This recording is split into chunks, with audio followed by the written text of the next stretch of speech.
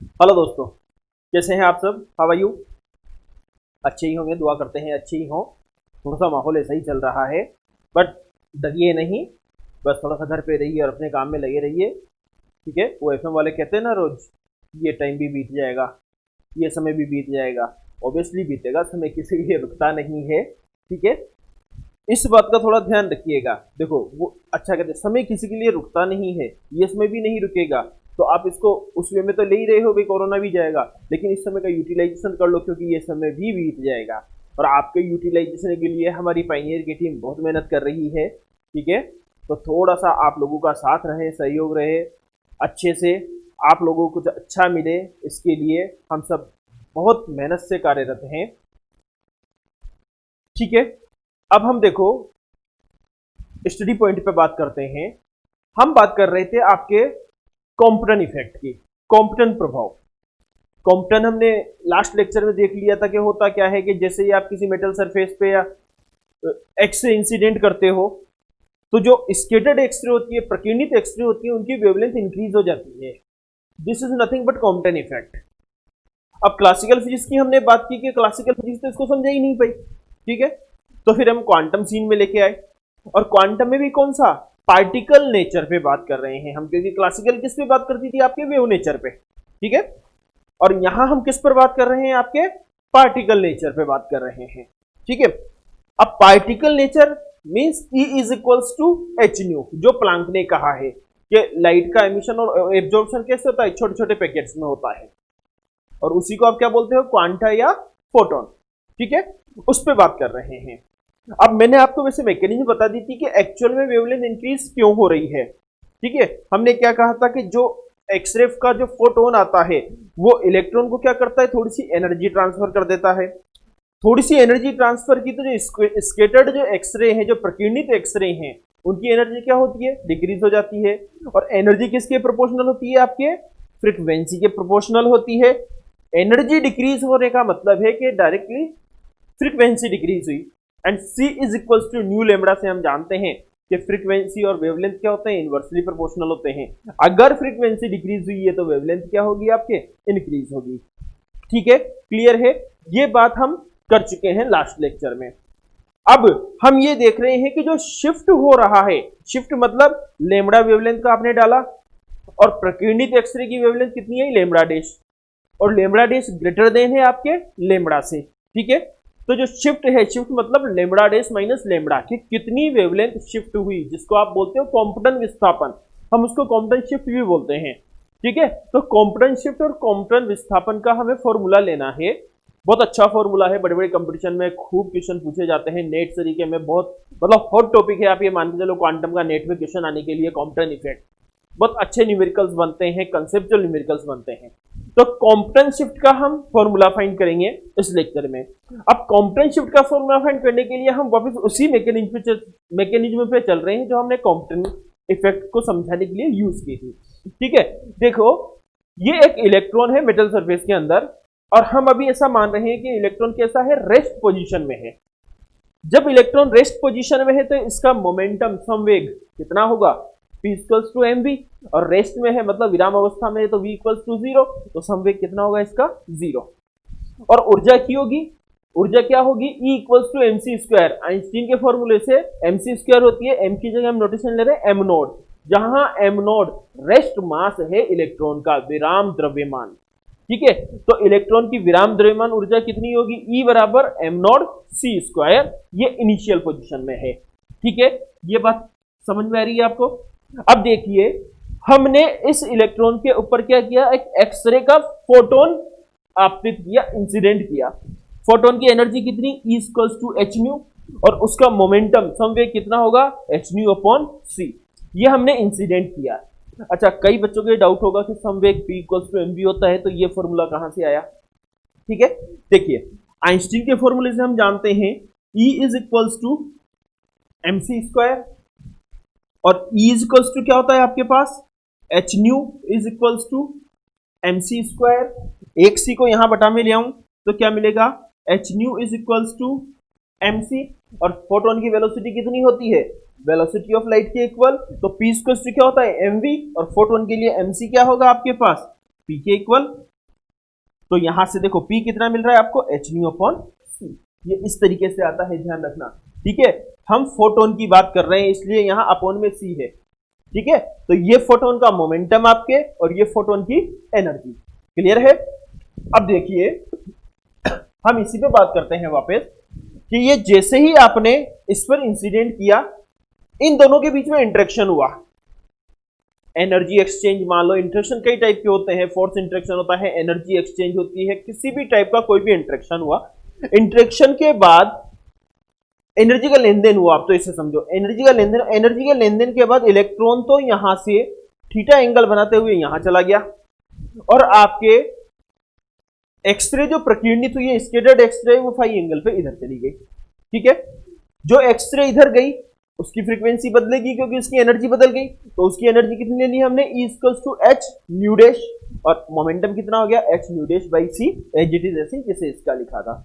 और यहां पर सपोज v क्या है, आपके वेलोसिटी है इलेक्ट्रॉन की जो प्रकीर्णित हुआ है, तो P इक्वल्स टू mv, तो इसका मोमेंटम हो गया, और E equals to mc square, इसकी क्या होगी, इलेक्ट्रॉन की एनर्जी। जहां अब m क्या है, इलेक्ट्रॉन का रेस्ट मास नहीं है, रिलेटिविस्टिक मास है। ध्यान रखना, रिलेटिविटी इन्वॉल्व है यहाँ पे, क्योंकि हम बात किसके साथ कर रहे हैं, फोटोन के साथ। और फोटोन की वेलोसिटी की होती है, कितनी होती है, वेलोसिटी ऑफ लाइट के ऑर्डर की। बेसिकली फोटोन है क्या, लाइट ही तो है। ठीक है, तो m क्या है यहां पर, ध्यान रखना, रिलेटिविस्टिक मास है, आपेक्षीय द्रव्यमान है इलेक्ट्रॉन का। और m नोड क्या है आपके पास, इसका रेस्ट मास द्रव्यमान है, विराम द्रव्यमान। ठीक है, अब देखो जब ये फोटोन, एक्सरे का जो फोटोन था, ये इसमें इंसिडेंट हुआ मतलब दोनों के बीच में कोलिजन हुई, टक्कर हुई। ठीक है, और टक्कर भी हम कैसी मान के चल रहे हैं, इलास्टिक।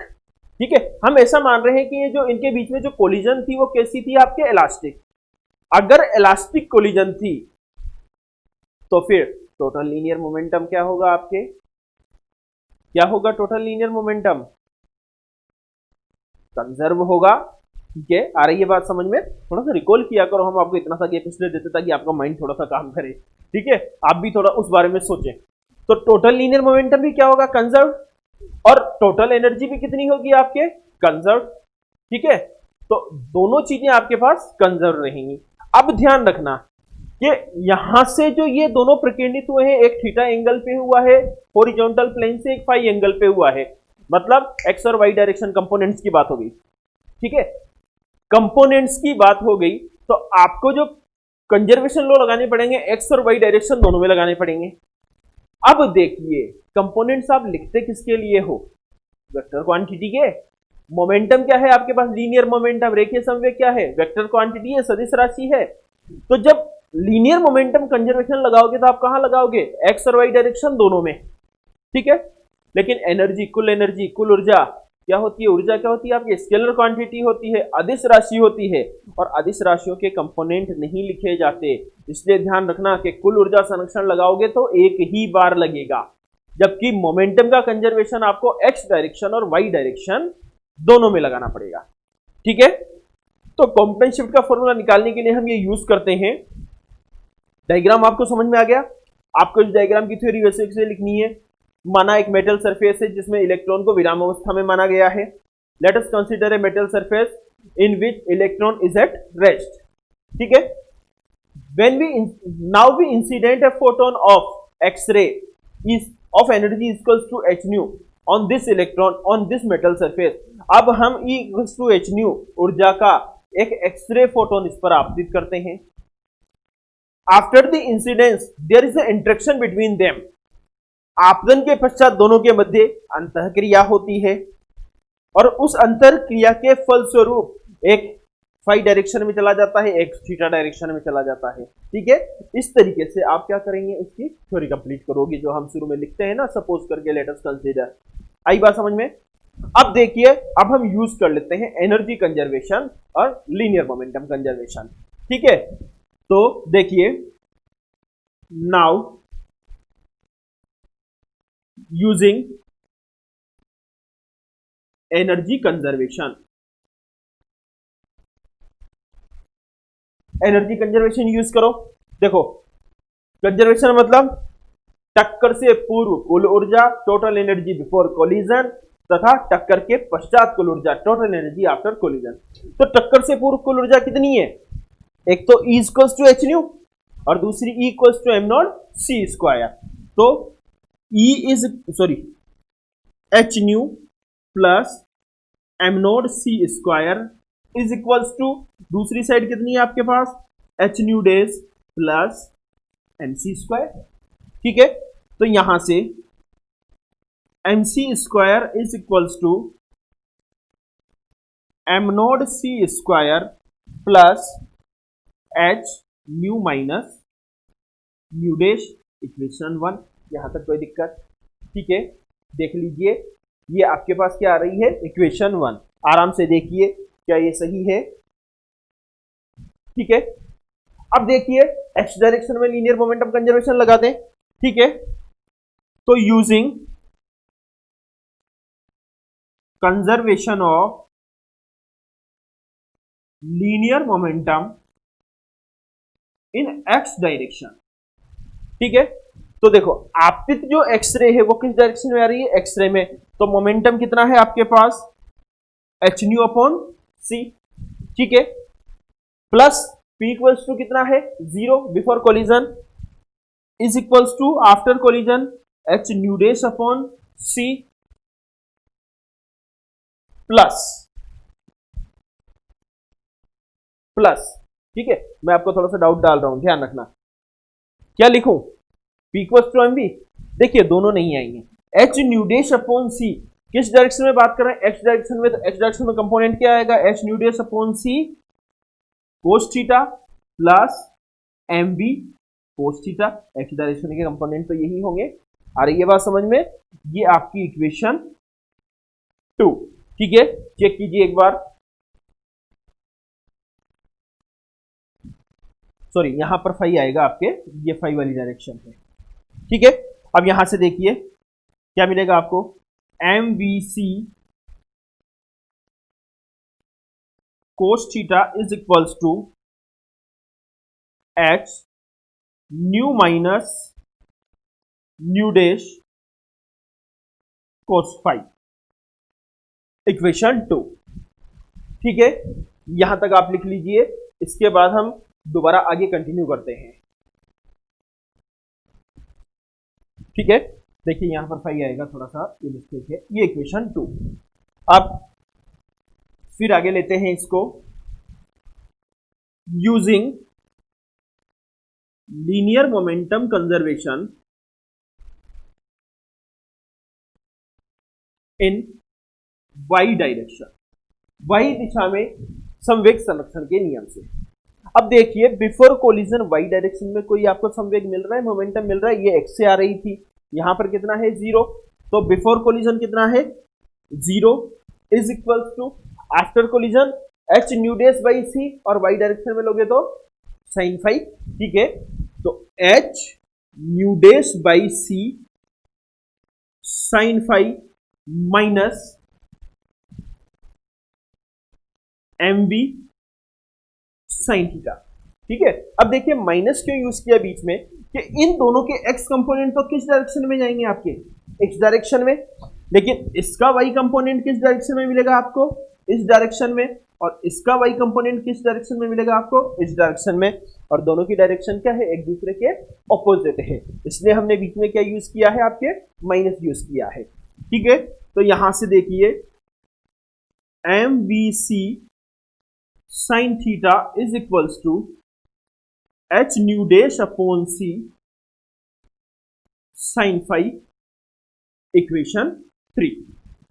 ठीक है, बस इतना ही आपको मैटर जो कंसेप्चुअल लेवल है वो ध्यान रखना है, बाकी सब कुछ अब कैलकुलेशन है आपके।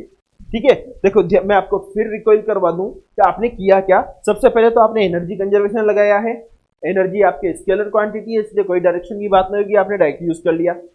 अब लीनियर मोमेंटम आपके वेक्टर क्वांटिटी और आपको डायरेक्शन मिल रही है, दो डायरेक्शन में काम हो रहा है। तो एक बार तो एक्स डायरेक्शन में हमने लीनियर मोमेंटम कंजर्वेशन यूज किया, एक बार हमने वाई डायरेक्शन में लीनियर मोमेंटम कंजर्वेशन यूज किया। ठीक है, यहां तक लिख लीजिए, फिर हम इसको आगे बढ़ाते हैं। ठीक है, अब देखिए इक्वेशन 2 का स्क्वायर कीजिए और इक्वेशन 3 का स्क्वायर करके हम क्या कर रहे हैं, इन दोनों को ऐड कर रहे हैं। इक्वेशन 2 जो आपने लिखी हुई है, ठीक है, अभी हमने निकाली है, और इक्वेशन 3 दोनों का स्क्वायर करके हम इनको ऐड कर रहे हैं। तो इक्वेशन 2 और 3 का स्क्वायर करके ऐड किया तो आपको देखो ये मिल रहा है, आप चेक कीजिए, m square b square c square equals to h square nu square plus nu days square minus 2 nu days cos 5। This is equation 4। ठीक है, आराम से चेक कीजिएगा। फिर नाउ स्क्वायरिंग इक्वेशन 1, हम समीकरण 1 का वर्ग कर रहे हैं। समीकरण 1 क्या है आपके पास, ये थी, तो इसका लेफ्ट हैंड साइड का स्क्वायर किया, राइट हैंड साइड का होल स्क्वायर किया, और ये होल स्क्वायर हमने यहाँ पे ओपन कर दिया, ये आ गई आपके पास इक्वेशन 5। ठीक है, अब इक्वेशन 5 में से इक्वेशन 4 को सब्ट्रैक्ट कर रहे हैं, घटा रहे हैं, इस इक्वेशन में से इस इक्वेशन को सब्ट्रैक्ट कर रहे हैं।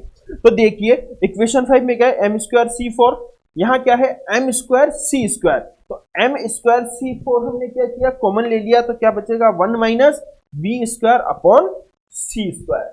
ठीक है, इस तरीके से आपको ये क्या मिल गई, आपकी इक्वेशन 6। अब सेकंड ईयर याद कीजिए, आपने थ्योरी ऑफ रिलेटिविटी पढ़ी है, आपेक्षिकता का सिद्धांत, और वहां पर हमने द्रव्यमान की आपेक्षिकता पे बात की है। तो द्रव्यमान की आपेक्षिकता क्या कहती है, m equals to gamma m naught, और गामा क्या होता है 1 upon 1 minus B square upon C square. इसको यहां क्रॉस मल्टीप्लाई करके हमने दोनों साइड क्या कर दिया, स्क्वायर कर दिया, स्क्वायर कर दिया, तो आपको ये मिली इक्वेशन 7। अब देखिए 7 में क्या मिल रहा है, m square 1 minus B square upon C square.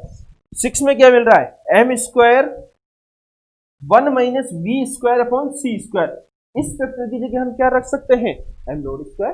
ठीक है, जैसे ही हम यहाँ एम नोड स्क्वायर रखेंगे तो देखो आपको क्या मिलेगा, एम नोड स्क्वायर सी 4, राइट साइड में भी क्या मिल रहा है, एम नोड स्क्वायर सी 4, दोनों कैंसिल हो रहे हैं।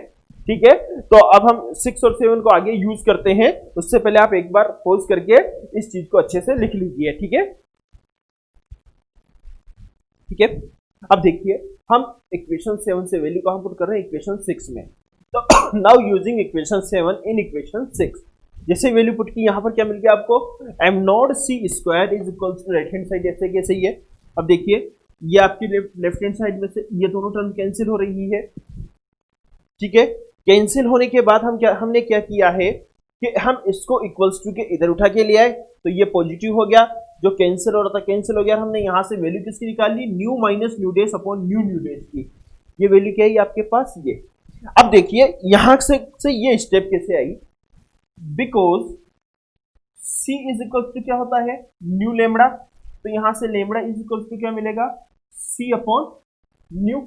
ठीक है, ऐसे कैसे ही लेमड़ा डेश क्या मिलेगा आपको, c अपॉन न्यू डेश, तो लेमड़ा डेश माइनस लेमड़ा निकालोगे तो c upon new dash minus c upon new, c तो आपका कॉमन आ रहा है, एलसीएम लोगे तो new minus new dash upon new dash. ठीक है, देखो यही टर्म आ रही है आपके, और इस c को कहां ले आए हम, इधर बटा में ले आए, तो हम क्या लिख सकते हैं, इस टर्म के लिए आप क्या लिख सकते हो, lambda dash minus lambda upon c। इस c से आपका ये c कैंसिल हो गया, ये this is nothing but Compton shift, यही है आपके कॉम्पटन शिफ्ट का फॉर्मूला। ठीक है, अब देखिए इसमें एक फैक्टर आ रहा है आपके पास, ये वाला h अपॉन एम नोट सी। जब हम h अपॉन एम नोट सी की विमा निकालते हैं या यूनिट निकालते हैं तो इसकी डायमेंशन आपको किसके इक्वल मिलती है, वेवलेंथ के इक्वल। तो इसको क्या बोला जाता है, आपके कॉम्पटन वेवलेंथ, जिसको हम किससे शो करते हैं, आपके lambda c is equal to nothing but Compton wavelength, और ये कितनी आती है आपके h upon m naught c. ठीक है, ये कहलाती है आपके कॉम्पटन वेवलेंथ। अब देखिए कॉम्पटन, यहां h आपका प्लांक कांस्टेंट, m इलेक्ट्रॉन का rest mass 9.1 into 10 to the power minus 31 kg, c velocity of light. तो जब आप इसकी वैल्यू निकालते हो तो आपको इसकी वैल्यू मिलती है 0.0242 एंगस्ट्रॉम के आसपास। ठीक है, अब देखिए कॉम्पटन शिफ्ट जो ये है आपके पास, इस कॉम्पटन शिफ्ट की वैल्यू मैक्सिमम कब मिलेगी, कब मिलेगी, जब फाई कितना होगा आपके पास 180 डिग्री, बिकॉज कोस में 180 डिग्री की वैल्यू कितनी होती है -1, तो माइनस माइनस कितना हो जाएगा प्लस।